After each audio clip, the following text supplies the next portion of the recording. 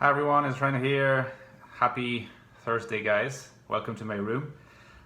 In this video, I wanted to talk a little bit about what it means to be ambitious when you're an INFJ, or more specifically, what you do if you're ambitious. How do you choose among the various paths that life offers us if we're a little bit lucky? I think that just like any other type, an INFJ can be an ambitious kind of person.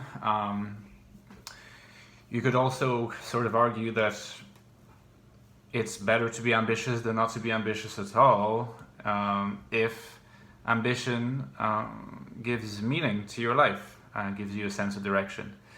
So in this particular presentation, I want to tackle three possible broad approaches for an INFJ to fulfill their ambition. Broadly speaking, there's these three approaches. You could call professional ambition in the office, professional ambition outside the office, and finally non-professional ambition. The point being that there is no form of ambition that is inherently better than the other, and that you should always try to keep in mind that if you're an ambitious person, or if you want to be an ambitious person, you don't have to be professionally ambitious in order to fulfill that, and non-professional ambition is just as valuable as professional ambition. And then I think that within professional ambition, we could broadly look at two different forms. So to begin with the first one, professional ambition in the office. You're in the office. The office world is a very, very common world for the employed people of this planet, and it's very likely that many of you INFJs and people of other types are in the office world, or that you plan to be or expect to be at some point in the office world. Now, if you're an INFJ type and you are ambitious for the office world, I think that there's a number of parameters that it is good to have in mind. These are the 4 or 5 main parameters that I can think of. So the first parameter is, management of a team. Second, setting an example for your team. Third, decision making and responsibility. Fourth, analyzing complex information quickly. And fifth, handling pressure. In no particular order. Now, the reason why I'm listing these 3 parameters is that if you're ambitious in the office world, what this means inevitably, you need to have this in mind, is that you are sooner or later going to be in a position of middle management, higher management, top management. There's no escaping ambition in the office world from this kind of logic. And if that's your ambition, then you have to kind of make sure that you can deliver on those 5 parameters. It's not easy, and there are certain things that are easier for thinkers, certain things that are easier for feelers. Then there's also the sensor intuitive distinction. But I think if we look at your sort of archetypal INFJ from this perspective, I think that we can say the following. Management of people, I think the INFJ is actually strong in potential, because they have a sense of direction. That's their vision. Not their vision in the broad sense, like you'd imagine in fiction or in like the mythological description of the INFJ. That kind of vision can come into play if you're at like the highest form of management or near the highest. But when you're not that high, what your vision is going to help for is that you'll give the sense of having like a sense of direction, knowing where you're going, and you have the ability to enlist people, make people feel involved, because you can get them interested in how you see things, and via FE you can get them engaged. So the interpersonal skills you have will tend to federate around you, and I think that compared to an FI user, I think that the FE user it does it as an advantage here, because federating around a vision, NIFE or FENI are probably the strongest types for this. So I wouldn't worry too much about management, and I wouldn't, I wouldn't encourage you to underrate yourself on that particular dimension.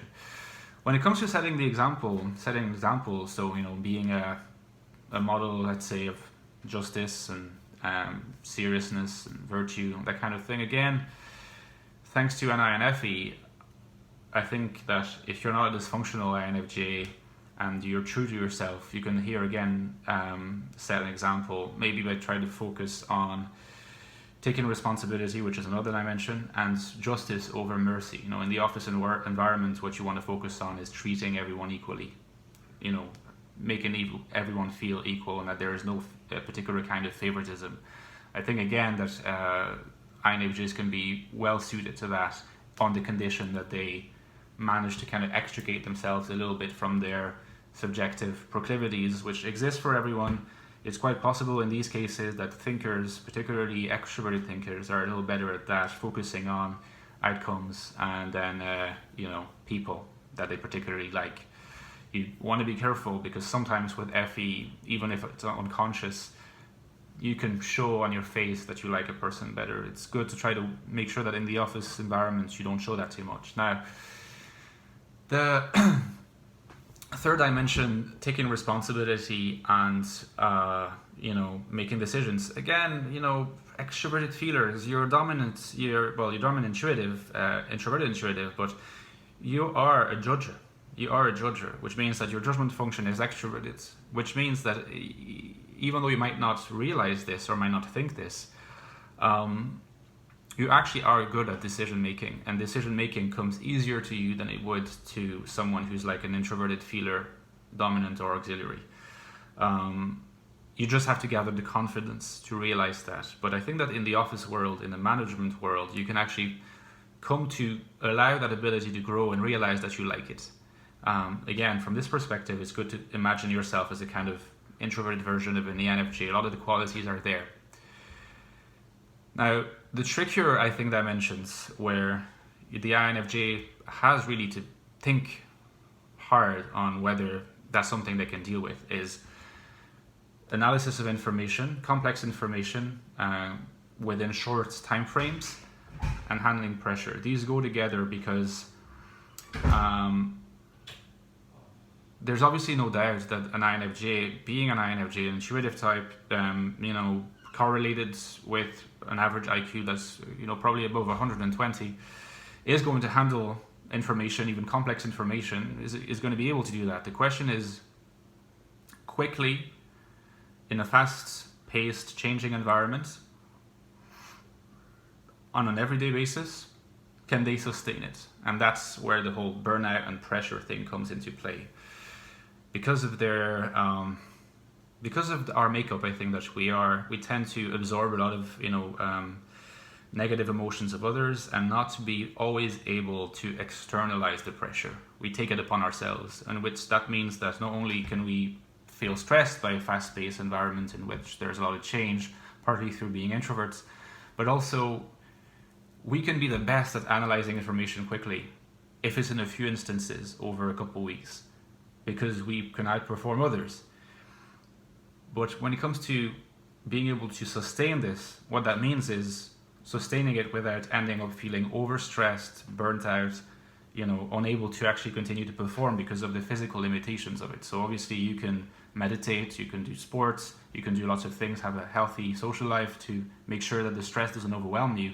But you also have to take into account that being an introvert, you're at a little bit of a disadvantage over extroverts. Being a feeler here, you're a little bit at a disadvantage because thinkers tend to handle pressure a little better on average. So not just introverted, but a feeler, an intuitive feeler, so that's tough. It's by no means impossible, but you really have to look into what kind of INFJ you are, especially look at the dimension that is not directly captured by MBTI, but sometimes is through the distinction between turbulence and assertiveness, whether you're high in neuroticism. It's quite likely that if you're very high in neuroticism, you might not be able to handle the pressure, and if that's the case, you should be kind to yourself. See if over time, if you evolve in the office environment, you can take on more and more responsibility and handle these complex, fast-paced information situations well. Allow yourself to grow as much as you can, but don't force yourself to go where you'll end up getting burnt out, because that's not your constitution. Okay, so that's the main 5 sort of parameters of ambition in the office life, I think. You may now realize, okay, well, perhaps this is for me, perhaps this is not for me, because I don't want to manage people. I don't want to be under pressure to set the example for people, or I think that this would burn me out. I'm not good at making decisions. There is definitely a side to you that might not think of yourself highly enough, and that's a mistake, because it's safer in a way, but it's a mistake. But then there's another side, which is the realistic side, that might say, I'm good along X and Y dimensions, but on these other dimensions, I'm not sure, and I ought to have a very sincere and honest assessment of these dimensions, because the price to pay could be high. Okay, so imagine now that this is not for you for X and whatever reason. Don't forget that there is ambition, professional ambition, outside the office world, where you might not be exposed to the kind of pressure associated with the office world that I just mentioned, and which I think is going to be the main obstacle for INFJs. Not question of ability, not question of leadership, question of pressure. Outside the office world, you have professional positions like academia, teaching, not in academia, but prior to academia, which is can be very satisfying as well. You have all the jobs, so-called working for yourself in the in a private capacity. You have jobs that involve being a counselor or being some kind of coach as well. So there's a lot of different possibilities there, and they might correspond a little better to to what you can do and how you can do it sustainably in order to fulfill whatever ambitions you have. Just keep in mind that just because they're not in the office world does not mean that these particular positions will not come with their own form of pressure. So I'll give you one example. If you are, if you decide to work as a psychologist, a counselor, a psychotherapist, well, you will not experience the kind of pressure that comes with like office world-based management, analysis and decision making quickly, all that kind of thing. But you probably will have to confront the pressure of being exposed to pretty traumatic stories all the time. So if you're considering the career as a counselor, for example, don't forget that it's not a rosy world. There will be people who come to you and they will need support because they're going through a rough patch, and and it's serious, but you can handle it. But you can also have to talk and counsel people who had horrible life stories, whose relatives died in horrible conditions or suicidal. You have to be aware that these are real things that you could easily confront, and you have to be responsible again. So there's a lot of weight on your shoulders there. It can be very satisfying, but you have to make sure that this kind of pressure you can handle. Now, it's possible that you may not be able to handle this kind of pressure, but that you can handle the kind of pressure of the office world. Maybe the reverse is possible. So carefully consider all these different possibilities and options, because ambition outside the office world that nevertheless is professional ambition is possible, and it resides in those different positions, but they come with their own challenges as well. Now, a third career path that I have in mind is what I would call provocatively a non-professional ambition. The reason why I call it a career path anyway, it might sound contradictory, because after all, like if it's a non-professional, why would I call it a career path, is that first of all, it can enhance your career by giving you more confidence and more fulfillment, but also it can actually become a career later. And the reason why I'm saying this is that non-professional ambition to me means like all those hobbies or pastimes or passions that you can have on the side. Often they're creative passions. They can involve art, they can involve writing, they can involve philosophizing, they can involve, maybe not that often for INFJs, but sports and that kind of thing. So I'm thinking especially of the creative side of things. So perhaps you can opt for a job, that is not like the most ambitious on paper, but that you nevertheless like. You find it okay, and you like your team. There's enough challenges to keep you going, But at the same time, it also gives you time to dedicate to those activities. Now, when you have a hobby, you can call it a hobby insofar it's not professional, but that doesn't mean that it can't be ambitious. You can be very ambitious with a hobby. You can plan to write a novel. You can plan to create a work of philosophy. You can plan to publish poems in magazines and hopefully make a name for yourself. And who knows, if you give yourself the means and you work hard, you could end up getting such exposure that then you can become a professional writer, or you could become a professional artist. And so this is every bit as respectable a form of ambition as the more professional kinds of ambition, whether it's in the office or in a different sphere than the office. And it's important that you keep that in mind, because that could well be the case for a lot of INFJs, that they're ambitious, but the way in which they want to engage their ambition is a little bit separate from the professional world. And that's completely fine. There's some people for whom work and ambition go together, and there's people for whom work and ambition are separate. Again, there are advantages and disadvantages to this third career path. I think the main disadvantage that I can think of is that it's quite possible that at some point in your life you're going to have a family. Now, if you have a family, that means that a lot of the time that you spend outside of work is going to be dedicated to your family, your kids, your wife, running the household with your wife or your husband, and obviously that's going to take away a little bit.